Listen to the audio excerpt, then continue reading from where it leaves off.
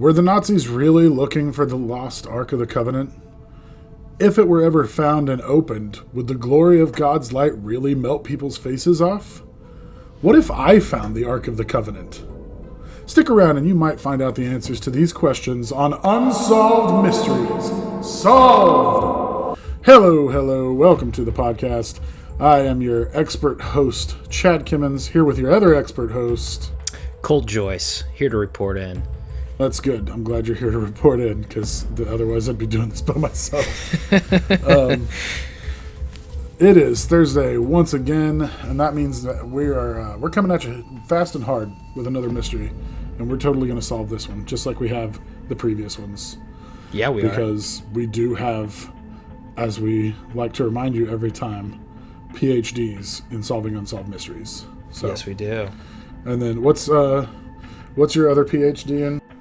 Well, this week it's theology, since we're doing Ark of the Covenant. I figured I should brush up on that. So, yeah, made a couple phone calls last night, and now I have a theology degree. Kind of weird that you just knew to go with theology this time, because, I told you nothing about what the topic was going to be. Yeah, well, until sometimes you heard me talking about the Ark of the Covenant. Yeah, you talk to God, and then he tells you what degree you need for the podcast. It kind of works out like that sometimes. Okay. And I just realized I'm in my squeaky chair, so I'm going to have to remember to not move. Keep this in the edit. This is fun. Give us a little squeak there, Chad. Did you hear it? That was a thump. It showed up on my Audacity, so... Okay, sounds good. I'm just going to have to remember to not rock back and forth. Hold on, I might be able to fix... Nope, because if I lean, it's going to... Oh my god, do you mind if we start over? Because that's going to bother me. Oh, go for it, yeah. I'm just going to take a little sip of my water directly into the microphone while we wait. Yeah, I guess we don't have to stop the recording. Okay, give me 1 second to change chairs.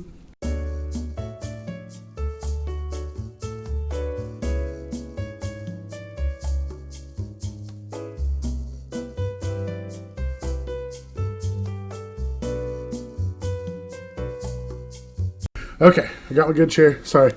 Squeaky chair is the comfy chair. Uncomfy chair is the one that doesn't squeak. So this is the business chair. This is the solving mysteries chair. You can't be too comfortable while you're doing this, or your brain doesn't work as well. You got to be. It's like in Game of Thrones. The Iron Throne is not comfortable because it reminds whoever sits in it the weight of. I don't remember the exact quote, but whatever. Exactly. But yeah, so if you've never listened to the podcast before, every week we discuss a new unsolved or unexplained mystery right here on the show. And then eventually we get to the bottom of it and we solve it. So that being said, Colt, how's your week? How you doing? Everything good? Pretty good. We just finished a short film, so I was working like the last 2 nights from 6 p.m. to 6 a.m. But I'm alive, and we did it, and now we're going to solve some mysteries. That's what I'm working with. All right, then. Yeah, my week was pretty uneventful. Sounds good. Played some World of Warcraft. I got no editing done, which is probably not a good thing, but, at least... it's all right. I'll do it later. All right. So, let's jump right into this. So, I don't know if you know anything about the Ark of the Covenant other than, pop culture, but... Yeah, I mean, I do know, like, I've read Leviticus. Oh, I tried to read Leviticus one time. That's where the Ark of the Covenant happens. So I kind of know, like, the general, like, Hebrew stuff about what happened with it. Like, the biblical stuff, I know that. But once it was lost, I have no reference for it other than the Indiana Jones movies. So that's it. Well, we're going to get into the biblical stuff first, because we have an origin. You got to know where we came from to know where we're going, as they say. Sounds good. So, the Ark of the Covenant was actually first described in Exodus, the book of Exodus, and it was a wooden chest covered in gold. And it was said that while Moses was on Mount Sinai for the not 40 days, because that's how long they wandered in the desert. However long he was up there. Yeah. God had also instructed him to construct this, and it's said to contain the 10 Commandments, right? Tablets. Yes, thank you. Yeah. I was trying to think of the word stone, the stone tablets. You know, the 10 Commandments stone. are written on. Yeah, that word. It's such a hard word. It's said to contain those, and then Aaron's rod, which is one of the staves that Aaron, Moses' brother, used, and then also a pot of manna, which was, for anybody who doesn't know, was the stuff that God supposedly provided for the Israelites while they were wandering through the desert to eat. Rain bread. And it was created at the foot of Mount Sinai, and I don't know why I didn't put the measurements in, but whatever. The measurements aren't in my notes. But it was carried on staves by priests who carried it 2,000 cubits, which is 800 meters or 2,800 feet, in front of the Israelites as they wandered the desert. Gotcha. It was always covered and hidden from everyone. Even the priests were not allowed to look at this thing. Because that was part of the deal too, right? Like, there's stories in the Bible, if you touched the Ark of the Covenant or you looked at it, you'd be struck down immediately, right? Yes, and we'll get to that. Okay, sounds great. I don't know that, and see, I don't know if God was just like, hey, here's an awesome thing, don't ever look at it. Or I think like the biblical explanation for it is that his presence dwells inside of the ark. And if you witness that, your brain can't comprehend it, and then your face melts off, especially if you're a Nazi.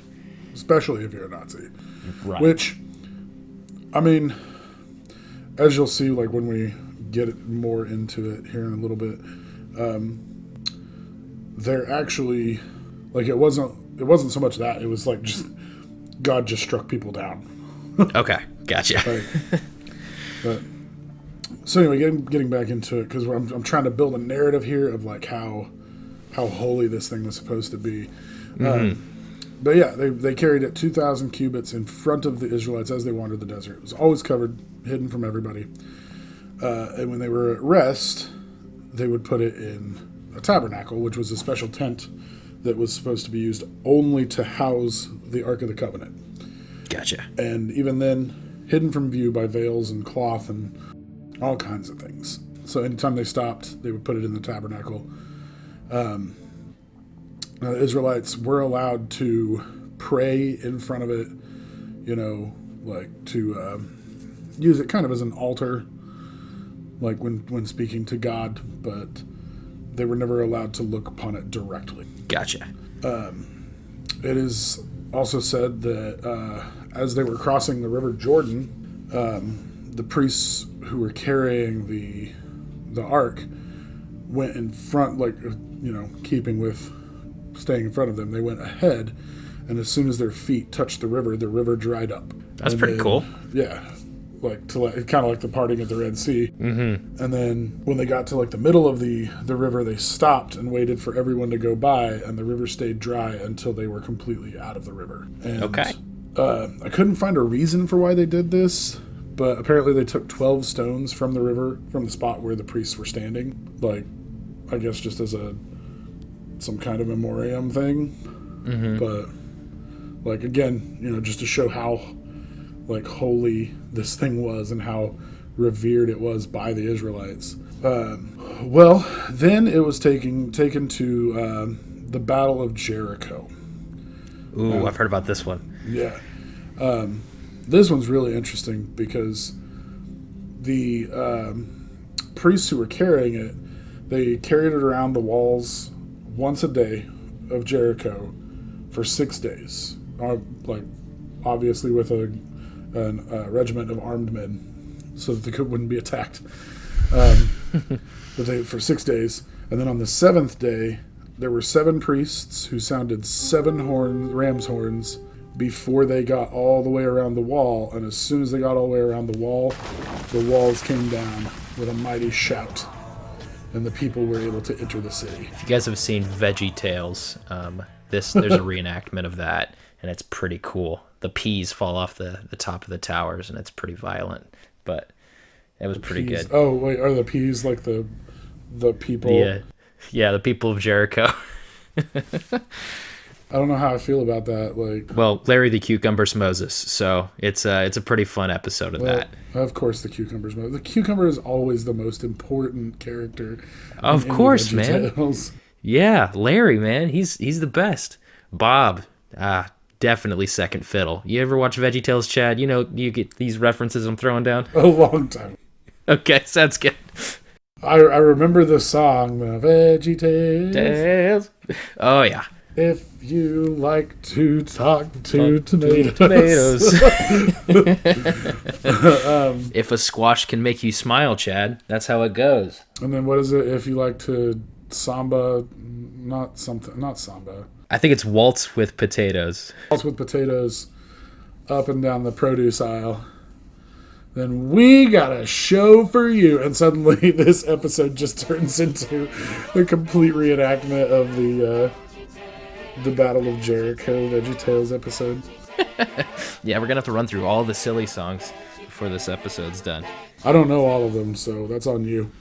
Okay, well.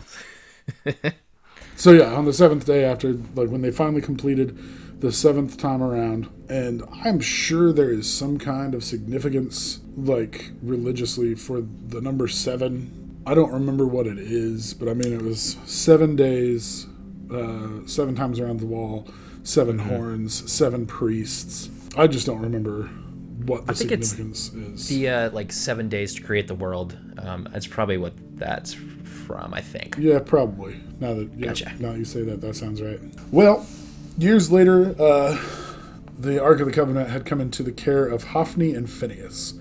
These were sons of the priest Eli, and this was in the city of Shiloh. Okay. And they were at war with the Philistines, you know, as people tend to be in the Bible. Like, yes, that happens a lot. It seems like somebody was always at war with the Philistines in the Bible, at least in the Old Testament. Yeah, for sure. What are the Philistines doing this time? I don't know, but we're going to war. But yeah, they were at war with the Philistines, and they had just lost a huge battle to Nebuchadnezzar, and they were like, you know what, the Ark of the Covenant has helped us through a lot. Why don't we just take it out there on the battlefield? You know, it can't hurt, right? I mean, things holy, it dried up a river. Sure. Surely it can't hurt to take it into battle with us. Wrong. Absolutely wrong. Okay. 30,000 men were slaughtered that day. That seems like a lot, Chad. That is a lot, especially back then. Jeez, that's a lot of people. Yeah, that's a whole lot of people, including Hophni and Phinehas, who were in charge of it. And the Ark was captured by the Philistines. Okay. Now, this is where I can't help but laugh when I talk about this, because as I was reading about it, it almost seems like... Do you remember the Roanoke episode where everything just seemed to be cursed? Yes. Okay, well, we're kind of coming back to that theme. Oh, boy. Because news was immediately carried to Shiloh. The Ark had been captured. And upon hearing this, Eli immediately fell dead. Not fell ill and died a week later. Like, just immediately died. Just collapsed. Oh, boy. His daughter-in-law was pregnant at the time. And she decided to name her son Ichabod, which I guess translates to the glory has departed Israel. Oh, poor kid. Right? That's rough. And then she died in childbirth. Oh, gosh. Oh, no. Which, I mean, I guess back then isn't really that big of a deal, but it just seems like all these... And there's more. There's more bad luck a-coming. Oh, man. But just so far, it just seems like, you know... God's punishing them because they were supposed to keep the Ark of the Covenant safe, and instead they were like, let's go take it to win this battle. Did Ichabod live on with that terrible, terrible name? Yeah, just knowing that your name, your entire existence is kind of a reference to the fact that you were born shortly after everyone pissed off God. Oh, boy. So the Philistines took the ark all over their lands, they parading it around, showing it to people, and everywhere they went, bad things happened. Gotcha. Like, I believe in one of the cities, shortly after they arrived, some kind of disease wiped out half the population of that city. There was another one that they went to a city where assassins tried to kill them or something, and it wasn't the Israelites, it was just random assassins or something. I didn't get too far into all of that, but yeah, everywhere they took it, just bad stuff is happening now, left and right. So, they finally decided they had had enough of this, right? They were done with the box. They were done. They gave it back. Oh, they gave it back? Okay. But they didn't just give it back. They gave it back with a bunch of gold and like golden statues and stuff, kind of as a way to like appease and apologize for taking it in the first place. I wonder what that interaction was like. Did they just walk up and like drop it and leave in the middle of the night, or did they like knock on the door very sheepishly and be like, "So guys, I know we won the battle and we took this, but we don't like it very much. We're gonna give it back now." Was it that interaction, or what was going on here? I want to say maybe it's a little bit of a mixture of both. Okay. Like they left a note that was like, "We're really sorry we did this. Please take this thing off our hands. We can't have any more. Like our country has been like just completely almost wiped out by this thing." And then they knocked on the door and ran like but yeah, so they brought it back with like a bunch of gold and stuff to kind of apologize, and it was then stationed by Joshua in Bethsheba, I think. Bethsheba sounds right. I couldn't tell you.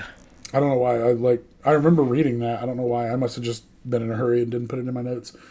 But I think it was Bathsheba. Gotcha. And so this one's also kind of funny. Some of the men who were stationed there, their curiosity got the better of them, and they decided to lift up the cloth and look at it. Uh-oh. Some accounts say 70 men were instantly struck dead by God. Whoa. Some accounts say 50,070 men were instantly struck dead by God. Man, that's just swaths and swaths of people. 50,000? Yeah, like I'm just imagining they've got like the entire army, right? And they're like, "We got it back, guys. We got the Ark of the Covenant back. And, as a thank you to everyone who took part in this, we decided we're going to lift the cloth just for a second." And like all the armies are just standing out there. And so they throw the cloth back and everybody just falls over dead. It's like a football stadium, and the halftime show is the Ark of the Covenant, and they lift the cloth, and everyone just slumps forward in the football stadium. Yeah, like everybody just instantly died. Jeez. Oh, man, that's 50,000 people. That's... Oh, gosh. Like, I guess the more common or the more accepted one was that 70 people died, but it's way funnier. Like, it's not funny that 50,000 people died, but it's kind of funny that we went from 70 to 50,00070. Yeah, it was a long time ago. Reports are mixed. These aren't the Romans. They don't keep records as well as the Romans used to. But yeah, it's just 50,000 people immediately were smited by God. And then jumping forward a little bit, in the time of King David, it was being transported somewhere. I can't remember. King David was taking it somewhere, and it was in a wagon, and I guess the wagon hit a pothole, and it started to kind of like wobble. So dude that was riding beside it reached out to stabilize it, immediately struck dead because he touched it. Whoa. So, I mean, I feel like I realize that this is a gift from God, but at this point I would be like, just put it somewhere and never look at it, never leave touch it alone. Just leave it there. Let's bury it somewhere for all I care. The only rules are don't look at it and don't touch it. No, but it's fun to walk. It's like a black box. You just walk it around and people say, "Ooh, that'd be cool." It's the mystery's the fun part of it. That's why they're walking it around. The mystery and the 50,000 people who died. Yeah. Well, 80,000 because the 30,000 that died in the battle. while they were Yeah. using it to help win. Listen, man, they didn't have the internet back in Israel times. This is the most entertaining thing they got going.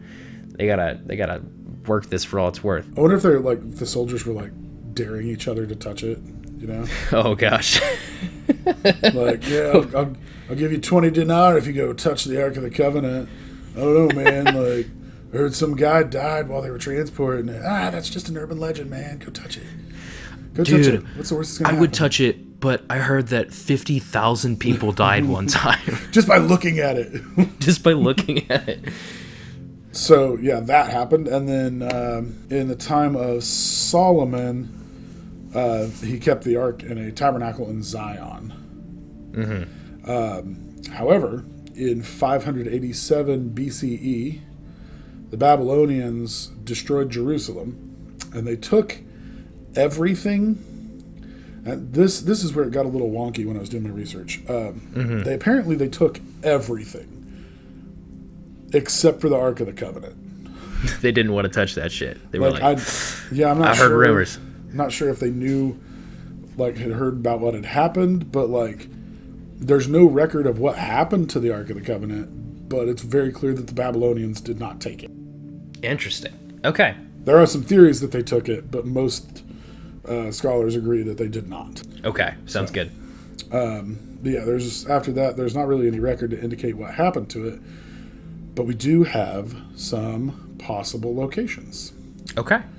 So we'll just start out. Mount Nebo is one of them, because in 2 Maccabees 2:4-10, around 100 BCE, apparently Jeremiah was warned by God that the Babylonians were coming, and he took the Ark and the tabernacle to be buried in a cave on Mount Nebo to protect them. This is also supposed to be Moses' burial place and the place that he had seen in his visions of the Promised Land. Like, this Mount Nebo was supposed to be like the Promised Land, I guess. So that's one. And then Ethiopia, we're going to skip that one real quick because that one's my favorite. In southern Africa, the Limba people claim that their ancestors had carried the Ark south and hid it in a cave in the Dumgi Mountains. Okay. There was a French author, Louis Charpentier, claimed that the Ark was taken to the Chartres. It's a French word. I don't know how to pronounce it. The Chartres Cathedral in France by the Knights Templar during the Crusades. Listen, guys, we're from Kansas originally. Both of us. You can't hold pronunciation against us. That's our accent, is not being able to pronounce things. So. Yeah, we don't typically have an accent. So in place of an accent, we don't know how to pronounce words from different languages. Correct. Rome, it was said to have been kept in the Basilica of St. John Lateran. Okay. And supposedly it survived pillages of Rome by Alaric the First and Gaiseric, but then it was just suddenly lost when the basilica burned down. This one I think is really interesting. In 1922, when they opened Tutankhamun's tomb in Egypt, there was a processional ark in the tomb. And there was speculation that this might be the Ark of the Covenant, but there were others who were like, no, that can't be it, because like it's sloped at the top. It doesn't match the measurements described in the Bible. And I guess the people who believe that it is, their big argument is like, well, they weren't really very good at keeping records, and maybe they just got it wrong. This has to be it. Blah. Interesting. Okay. And then possibly my favorite, the Ethiopian Orthodox Tewahedo Church claims that the Ark was brought to Ethiopia by Menelik I, and that there was a forgery left in Jerusalem before the Babylonians took the city. Okay. On June 25th, 2009, Wait, the Patriarch of the Church. Yeah. The Patriarch of the Church in 2009. Okay. Abune Paulos said that the next day he was going to unveil the Ark of the Covenant to the world because they have it in the church. What? Next day comes around and he's like, you know what? I don't want to get anybody in trouble. I'm not going to unveil it. I've seen it. I'm the only person who can look at it. But I attest to it's here. It's safe. But, and it just, to me, this story has a very Joseph Martin? Yes, I was making that connection too of that. Oh yeah, I found these golden tablets, but then I lost them, and now you can't look at them.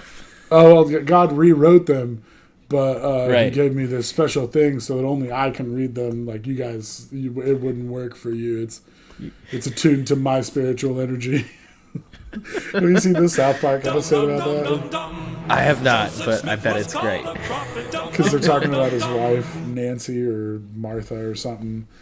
And like they keep going dum dum dum dum dum between verses, and then there's a part where in the song they're talking about how she questioned it, and they're like, I think her name was Nancy. They're like, Nancy Martin, smart, smart, smart. Joseph Martin, dumb. It's a really good episode if you're ever looking for something to watch. I'll look into it. Yeah, So, those South Park guys, they do a lot with with Mormonism because they wrote the Book of Mormon, that play too. Yeah, well, I think one of them's Mormon and the other one's Catholic, or grew up Mormon, gotcha. at least. I can't remember which one was Mormon and which one was Catholic, but they make fun of the Catholics a lot too. Nice. Or maybe it was Jewish, and that's why they make fun of Kyle so much. I can't remember, but I know one of them grew up Mormon. So anyway, yeah, so I looked into like any attempts to find it, and like there was one guy who said he found it somewhere in Egypt, I believe, but there's literally no evidence. Like he's like, yeah, we found where it's buried, and they're like, all right, show it to us. And he's like, well, we haven't found it yet. We just found where it's buried. We're getting there. We're gonna dig it up. And they're like, okay, what leads you to believe that you found it? He's like, I just know it's here. I was just reading this article, and I got about halfway through it, and I was like, yeah, there's nothing here. Never mind. That's. I just stopped reading it. That's okay. That's funny. It's almost as funny as I don't want you guys to get killed by looking at the Ark, so Yeah. we're not going to unveil it. But it's here in the Ethiopian Orthodox Church. What's funny is that, like, dude's clearly lying. He doesn't have it. But there are still people who believe, like, when I was, I just typed in attempts to find the Ark of the Covenant, and, like, the first thing that came up was an article about how there are still people who, like, will go to Ethiopia to, like, pray outside this church because they honestly believe that they have the Ark of the Covenant. Interesting. But no one can. Well, I guess that's part of the deal with the Ark of the Covenant. Like, you can't look at it. So if you do have it, you'd be like, well, I don't want you to die. That's a decent excuse, I guess. Except for this guy. This guy can look at it, apparently. Yeah, he's got special eyes. Look with the special eyes. My Ark.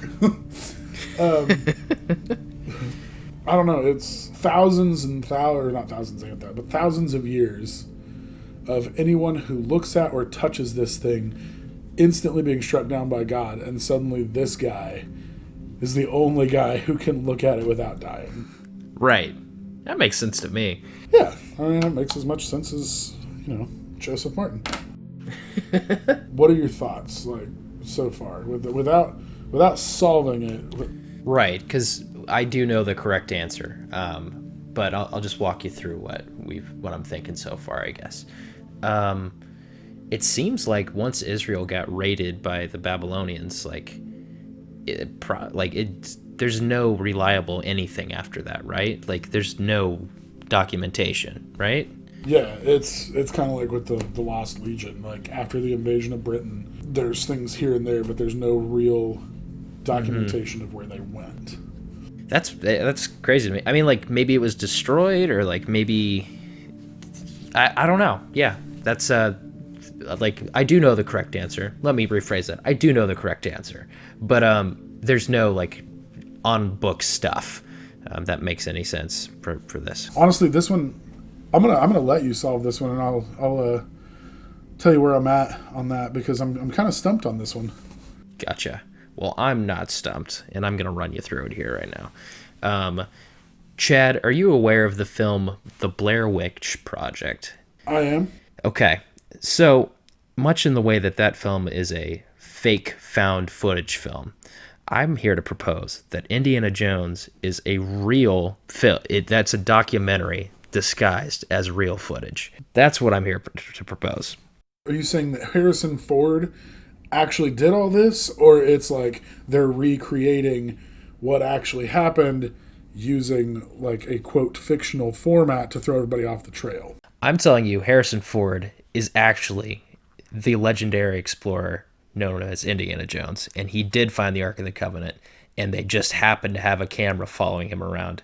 And when that Nazi melted and it looked like wax, that's actually what it looks like when someone melts in real life. Now, I'm curious, why weren't the Nazis just struck dead like all of the Israelites?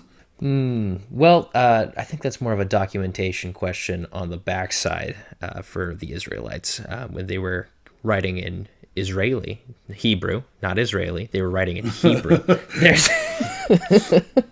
When they were writing in Hebrew, the Hebrew language doesn't account for face melted like wax. They just know struck down.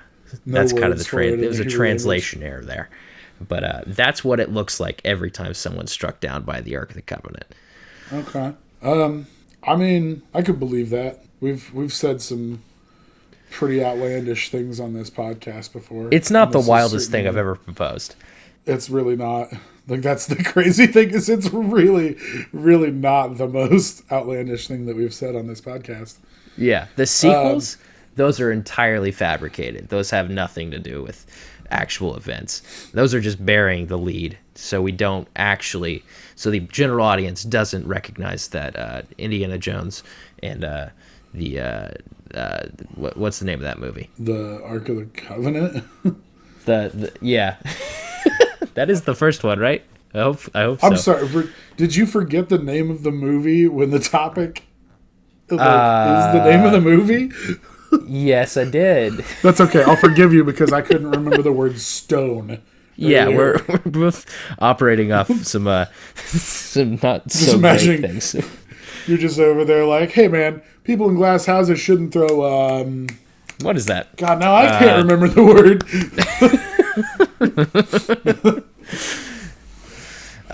Also, Star Wars is also a fabrication just built to hide that Harrison Ford is actually a legendary explorer. He had to train as an actor after Indiana Jones happened. Okay. I was wondering where you were going with that with Star Wars. No. Those can't both be true. Not about to make a Star Wars is real accusation yet. We'll wait till later for that. They can't both be true because Correct. One happened in the 90s and one happened in a galaxy a long, long time ago in a galaxy far, far away. We'll find a way to justify it in a future episode, I'm sure. I'm sure you'll try. Okay, yeah. I mean, if I had to hazard a guess, honestly, I would say that it was never real to begin with. Really? Okay. I would say that it's just an embellishment. Like, not that it wasn't real, but that, like, people didn't just fall dead when they looked at it. Like, I think it was just a wooden box covered in gold that they kept relics of, stuff in.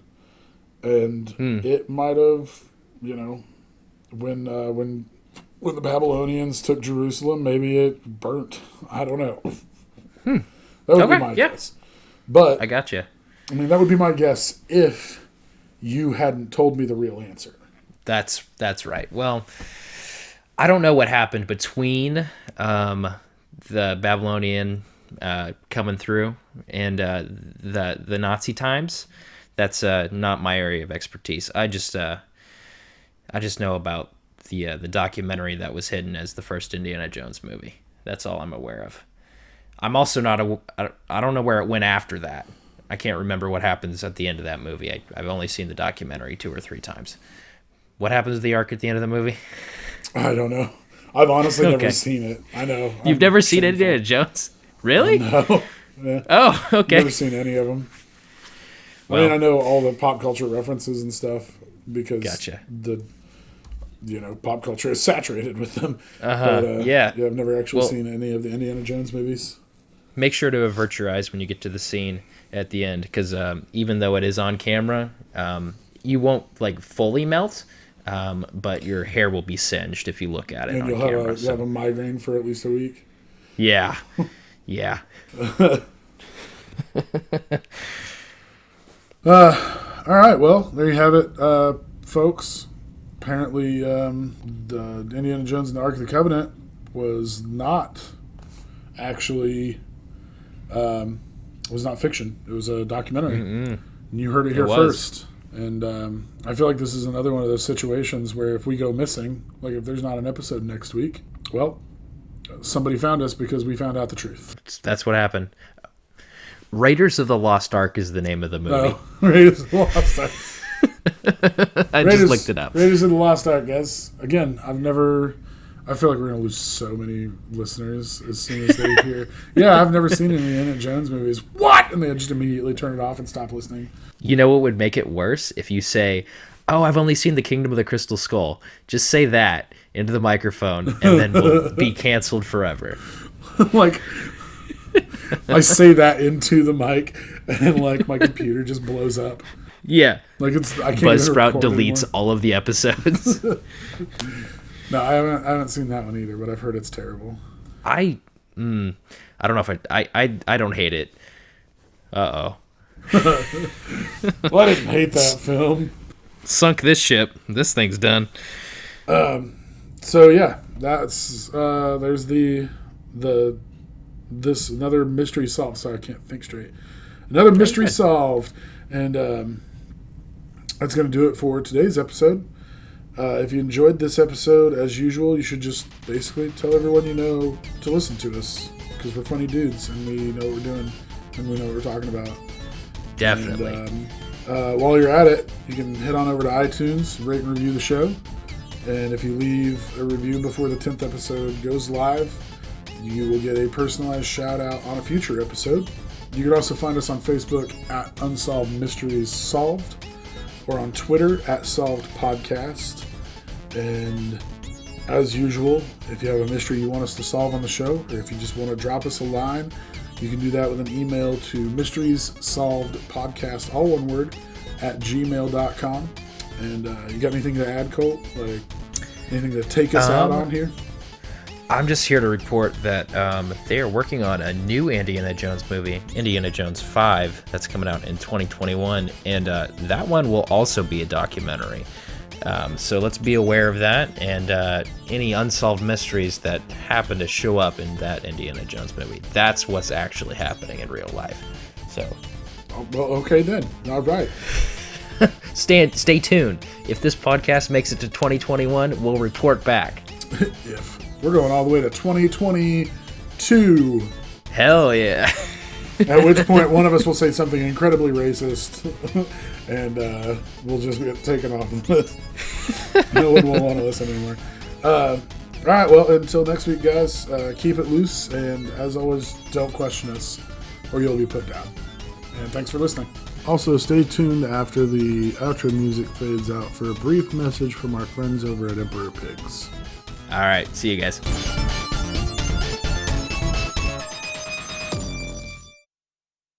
All right, have a seat, class, and let Fernand educate you. From executive producer Persephone Rose. We've all got something we're dealing with here, and sometimes things get rough. In a city populated by monsters and demons. I want 6 pizzas, topped with your freshest sacrificed goat. Comes the story of a pizzeria that also sells weed.